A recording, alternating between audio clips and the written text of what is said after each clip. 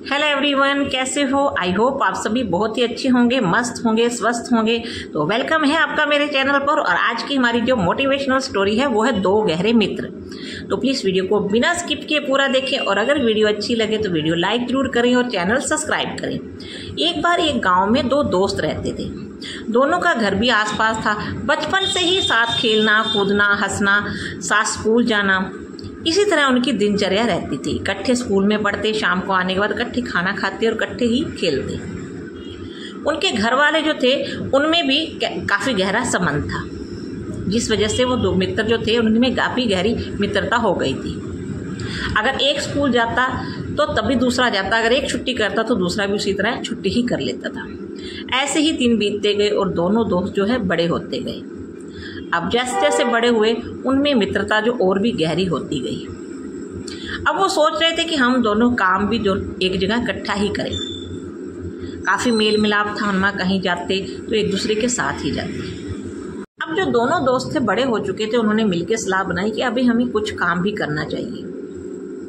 रात में दोनों दोस्त मिलकर बैठे और कुछ सोचने लगे कि हमें कैसा काम धंधा करना चाहिए। तब उन्होंने सोचा अगर हमें काम करना है तो हमें घर से बाहर निकलना होगा। अगले ही दिन जैसे सुबह हुई, दोनों ने अपना खाना साथ लिया और घर से निकल पड़े। बोले कि हम आज कोई काम ढूंढने जा रहे हैं। चलते चलते काफ़ी देर हो गई। रास्ते में उन्हें भूख लगी, प्यास लगी। दोनों के पास खाना था, मिलके शेयर किया और खाना खाया और आगे चलने लगे। ऐसे ही चलते चलते उनकी दोनों के आपस में किसी बात को लेकर बहस हो गई। अब बहस होते होते उनकी लड़ाई हो गई और एक दोस्त ने दूसरे दोस्त को थप्पड़ दे मारा। अब जिसको थप्पड़ लगा था उसे चोट तो लगी, लेकिन वो कुछ नहीं बोला, चुप हो गया और वहीं बैठ गया नीचे रेत पर। उसने लिख दिया कि आज मेरे सबसे अच्छे दोस्त ने मुझे थप्पड़ मारा। ये देखकर जिसने थप्पड़ मारा था उसको महसूस हुआ कि इसने ऐसा क्यों किया है। फिर वो आगे बिना कुछ कहे चुपचाप चलने लगे।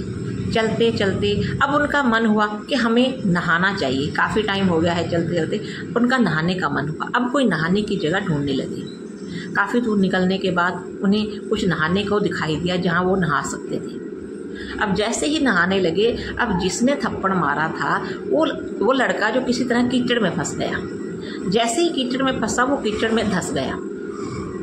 अब वो वहाँ डूबने लगा। अब दूसरे लड़के ने उसको बचाने की कोशिश की और उसको निकाल दिया बाहर। जैसे तैसे उसको बाहर निकाला तो लड़का जिसने थप्पड़ मारा था उसने जो नहाया, नहा के साफ सुथरा हुआ और उसने वहाँ एक पत्थर था, उस पत्थर के ऊपर लिख दिया कि आज मेरे सबसे अच्छे दोस्त ने मेरी जान बचाई। ये देखकर दोनों लड़के साथ खड़े थे, कुछ लड़के जो साथ खड़े थे, उन्होंने पूछा कि ये सब क्या है।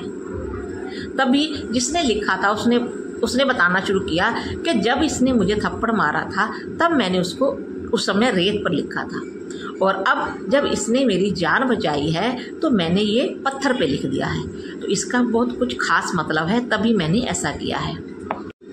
जब उस दोस्त ने कहा कि जब हमें कोई चोट पहुंचाता है तो हमें उसे रेत पर लिख देना चाहिए, जहां क्षमा की हवाएं उसे मिटा सकती हैं, लेकिन जब कोई हमारे लिए अच्छा करता है तो उसे पत्थर पर लिख देना चाहिए, ताकि जहां कोई भी हवा उसे मिटा ना सके। क्योंकि हमारे लिए अच्छा वही करता है जो हमसे दिलो जान से प्यार करता है, जो हमारा सच्चा दोस्त होता है। और मैंने ये बात अच्छे से समझ ली है। तो इस स्टोरी से हमें यही शिक्षा मिलती है कि जीवन में हमेशा अच्छी चीज़ों पर ध्यान देना चाहिए और बुरी चीज़ों को रेत पर लिखकर छोड़ देना चाहिए, ताकि फिर किसी की अच्छाई वाली हवा उस बुरी बात को अपने साथ उड़ाकर ले जाए और उसे हमेशा के लिए मिटा दे। यह चीज़ें नहीं है, लेकिन हमारे जो दोस्त हैं वो बहुत ही मूल्यवान हैं और उनकी यादें हमें हमेशा संजो कर रखनी चाहिए। अगर हमें किसी के साथ गहरी मित्रता निभानी है तो उसकी छोटी छोटी बातों को इग्नोर करना चाहिए और हमें अच्छी चीज़ों को अपनाना चाहिए, उसमें जो अच्छाई है उसको अपनाना चाहिए। आई होप मेरी आज की स्टोरी आपको अच्छी लगी होगी। अगर अच्छी लगी है तो प्लीज़ वीडियो लाइक करें, चैनल सब्सक्राइब करें। So thank you so much.